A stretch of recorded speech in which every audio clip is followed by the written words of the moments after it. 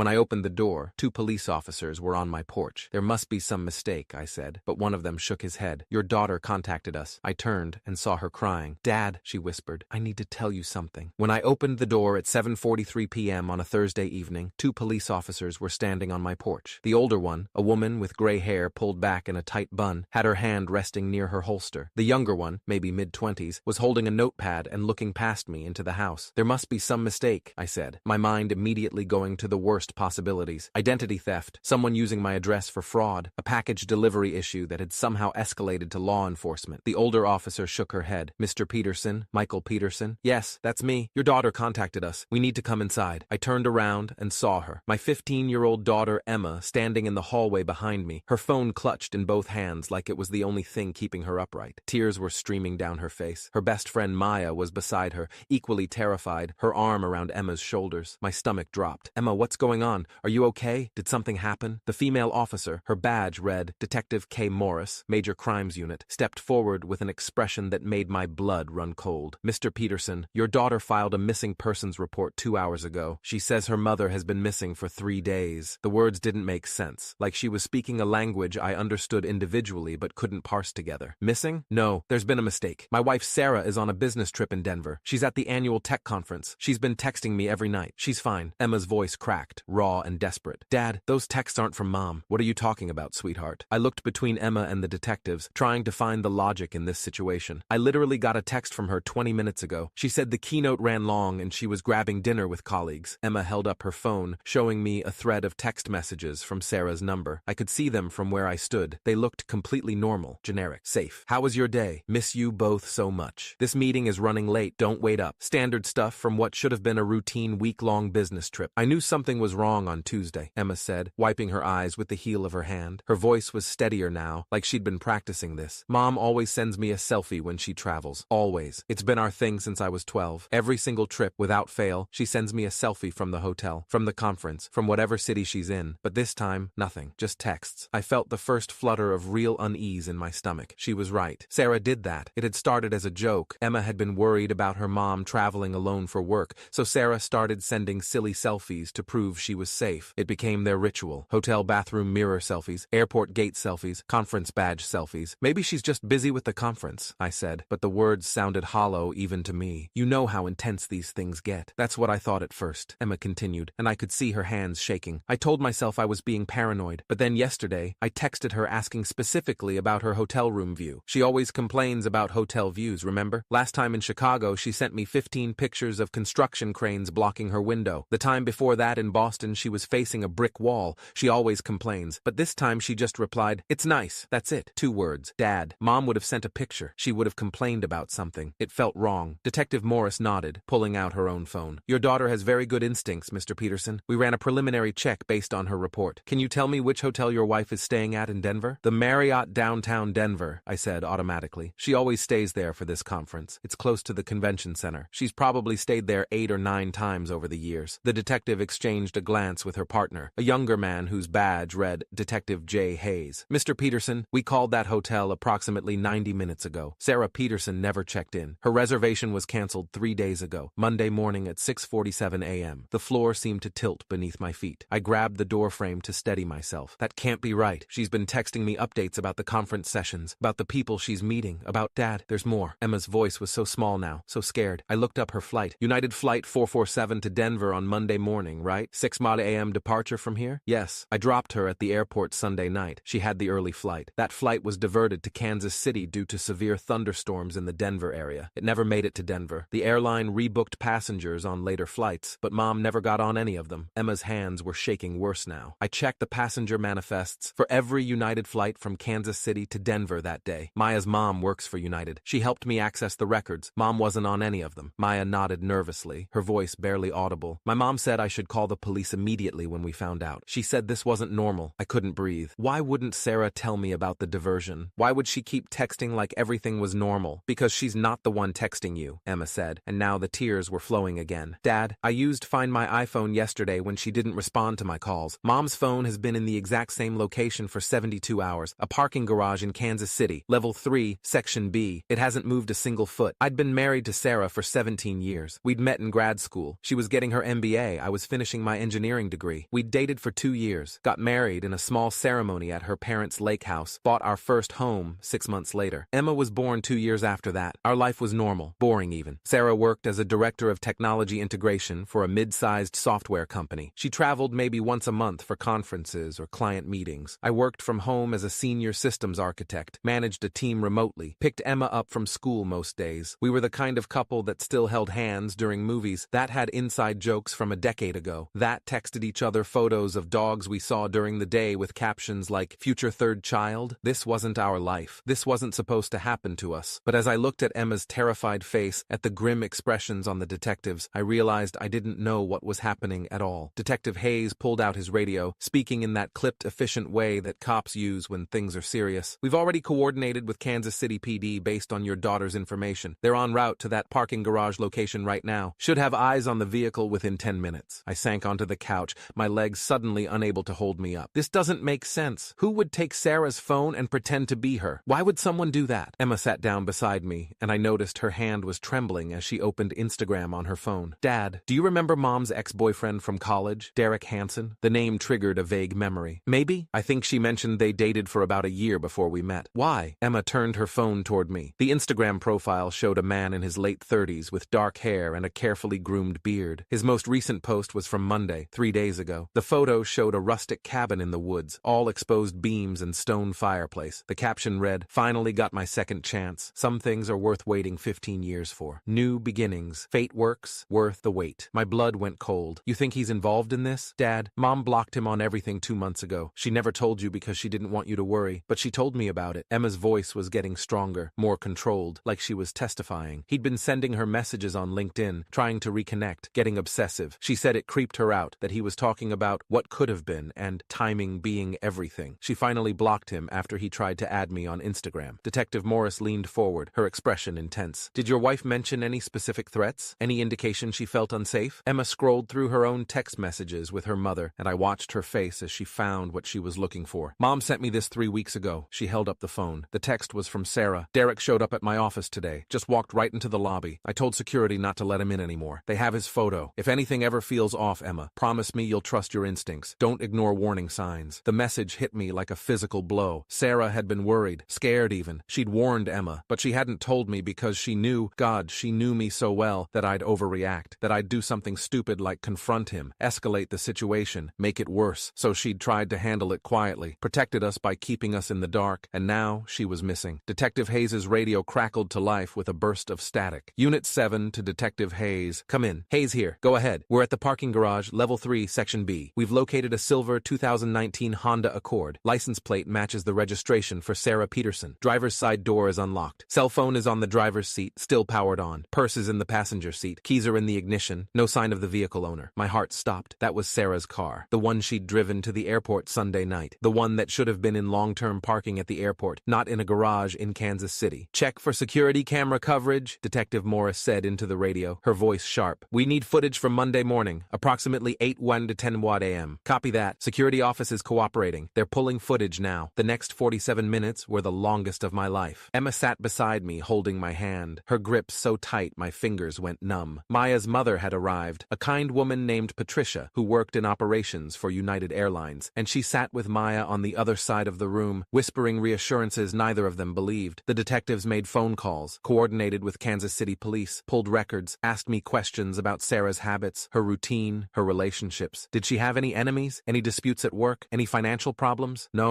and no. Sarah was beloved at her company. We were financially stable. She got along with everyone. This wasn't supposed to happen to people like us. At 8:34 p.m., Detective Hayes' radio crackled again. We've got security footage. Monday, 8:47 a.m. and subject, presumed to be Sarah Peterson based on vehicle ownership, parks the vehicle in section B and exits the driver's side. She's walking toward the garage elevator when a male individual approaches from a white Ford Transit van parked 2 spaces away. I stopped breathing. They appear to have a conversation. Subject seems initially friendly, relaxed, then her body language changes. She backs away, puts her hand up like she's saying no. Male subject grabs her arm. Brief struggle lasting approximately 11 seconds. He forces her toward the van. She attempts to pull away, but he's significantly larger. He gets her into the van. Door closes. Van leaves the garage at 8:52 a.m. via the north exit. Emma made a sound. Not quite a scream, more like all the air leaving her lungs at once. I pulled pulled her against me, felt her shaking. "Can you identify the male subject?" Detective Morris asked, her voice tight. "Running facial recognition through the database now. Image quality is good." Subject looked directly at the camera for approximately 3 seconds during the struggle. Hold on. A pause that lasted forever. Positive identification. Derek Michael Hansen, age 37, DOB, March 14, 1987. Last known address is Kansas City, Missouri. Registered vehicle matches the description of the van. White 2021 Ford Transit, license plate HGT 4729. Detective Morris looked at me, and I saw something in her expression that might have been sympathy. "Mr. Peterson, we're issuing an immediate BOLO. Be on the lookout for Derek Hansen and your wife. We're also getting a warrant for his phone records and financial activity. Based on his social media post about a cabin,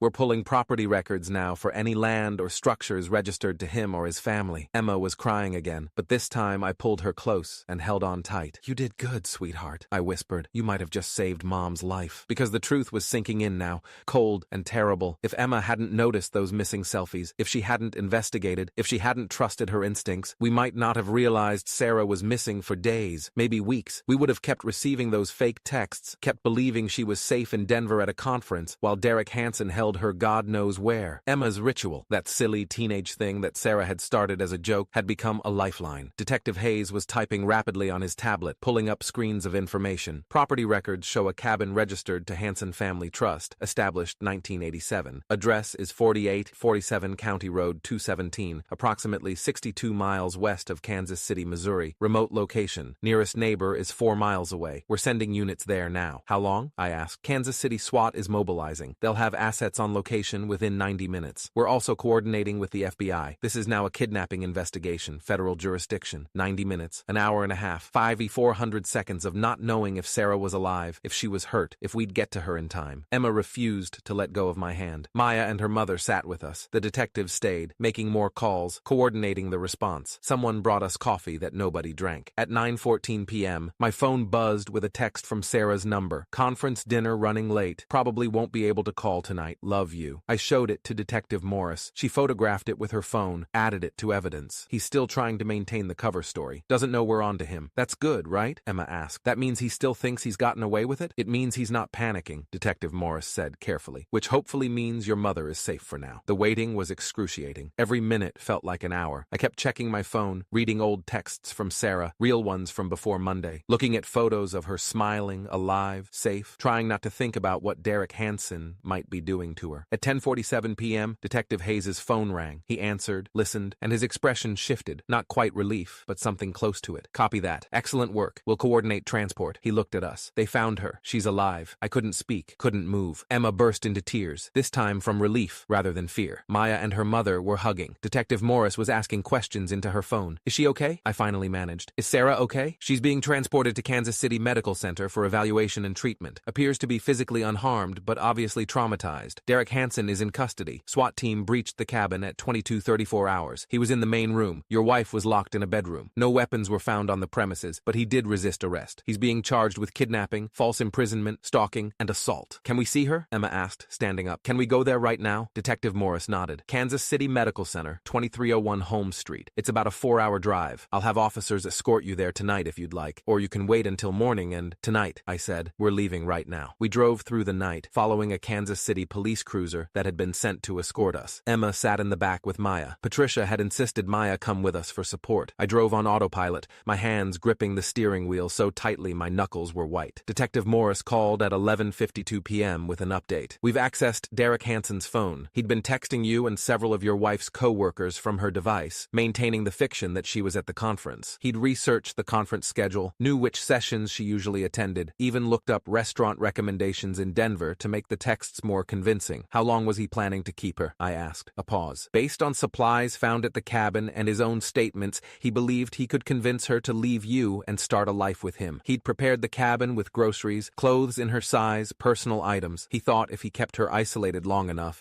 she'd remember how she felt about him in college and choose to stay." The delusion was so complete, so disturbing, that I couldn't respond. "Mr. Peterson, your daughter saved her mother's life. If she hadn't noticed those missing photographs, if she hadn't investigated the flight diversion, if she hadn't tracked the phone location, we wouldn't have known to look in Kansas City. By the time anyone realized something was wrong, it could have been too late." We arrived at Kansas City Medical Center at 1:47 a.m. Emma practically ran through the emergency room entrance. A victim advocate met us, a kind woman woman named Jennifer Martinez who explained that Sarah was being examined but would be able to see us soon. 23 minutes later, they let us into her room. Sarah was sitting up in the hospital bed, wrapped in a blanket despite the warm room, talking to a police detective who was taking her statement. When she saw us, she broke down completely. Emma got to her first. Mom, you always send selfies. Always. Sarah pulled Emma into a fierce hug, crying into her daughter's hair. My smart girl. My brilliant, brave girl. I knew if something happened, you'd notice. That's why I made it our ritual. I knew you'd pay attention. Over Emma's shoulder, Sarah's eyes met mine. I crossed the room and wrapped my arms around both of them, holding my family together, feeling Sarah shake with sobs. I'm so sorry, she whispered. I should have told you about Derek. I should have. Don't, I said. Don't apologize. You're safe. That's all that matters. The detective interviewing Sarah was Lieutenant Angela Freeman, 22 years with Kansas City PD, specializing in kidnapping cases. She stayed with us, explaining what would happen next. Derek Hansen has confessed to planning this for approximately 6 weeks. He tracked your wife's travel schedule through her company's public event calendar. He knew she'd be flying to Denver on Monday. He booked a flight to Kansas City with a connection through the same airport, specifically hoping her flight would be delayed or diverted so he could approach her. When the storm caused the diversion, he saw it as fate. Sarah's hands were shaking. He was waiting at the gate when we landed. He seemed surprised but friendly, said it was such a coincidence, asked if I wanted to grab coffee while we waited for the rebooking. I said no, but he followed me anyway, kept talking about how we should have ended up together, how I'd made a mistake marrying you. She looked at me, her eyes red. When I walked to my car, I'd driven to the airport and left it in satellite parking. He followed me to the garage. That's when he grabbed me. Did he hurt you? I had to know. Not physically. He kept saying he'd never hurt me, that he loved me too much. He'd set up the cabin like some kind of romantic getaway, made dinner, played music from when we dated in college, talked about the life we were going to have together. She shuddered. He really believed I'd choose him, that I'd just forget about you and Emma and start over. Emma was still holding her mother's hand. Mom, I'm so sorry I didn't tell Dad about the selfies sooner. I waited a whole day before I said anything. If I'd acted faster. Emma, look at me. Sarah cupped her daughter's face. You trusted your instincts. You investigated. You gathered evidence. You went to the police. You did everything exactly right. You saved me. Lieutenant Freeman nodded. Your daughter's actions were textbook. She noticed a pattern disruption, verified the anomaly through multiple sources, documented everything,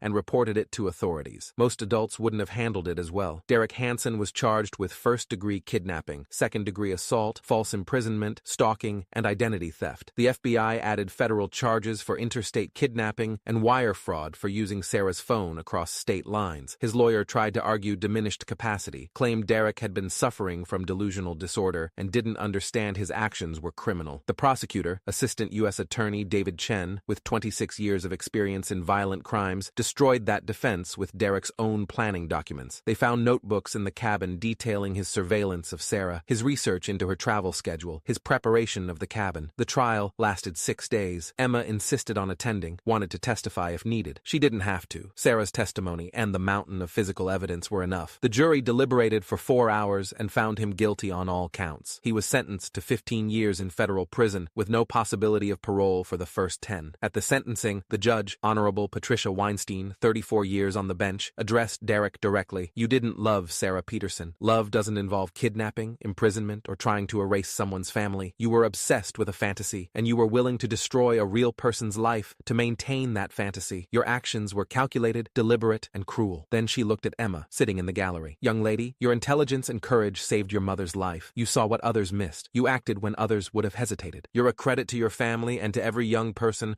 who's ever been told to ignore their instincts. That was 2 years ago. Sarah still travels for work, but everything's different now. She sends 3 selfies a day minimum, sometimes more. Hotel lobby, conference room, rental car, restaurant, coffee shop, airport gate. Emma and I get a running commentary of her entire trip through photographs. We don't complain, not ever. Not even when Sarah sends us a selfie of her hotel room ice machine at 11 p.m. with the caption, ice status confirmed. Emma is 17 now, a senior in high school. She's already been accepted to Georgetown's criminal justice program with a full scholarship. Says she wants to work for the FBI someday, help other families the way she helped ours. She already has. Since the case made national news, teens' Instagram instincts save kidnapped mother. Emma's gotten letters from other teenagers who noticed small warning signs and spoke up. 3 other potential kidnappings were prevented because someone saw Emma's story and trusted their gut. Last week, Sarah came home from a conference in Seattle with a present for Emma, a framed photograph. It was the first selfie Sarah had sent from that trip. Standing in front of her hotel window, Seattle's skyline behind her, holding a sign that read, Day 1, safe and sound, love you both. Emma hung it in her room, right next to her Georgetown acceptance letter. better. You know what the scary part is? Emma said to me later that night. If Mom hadn't made selfies our thing, if she hadn't established that pattern,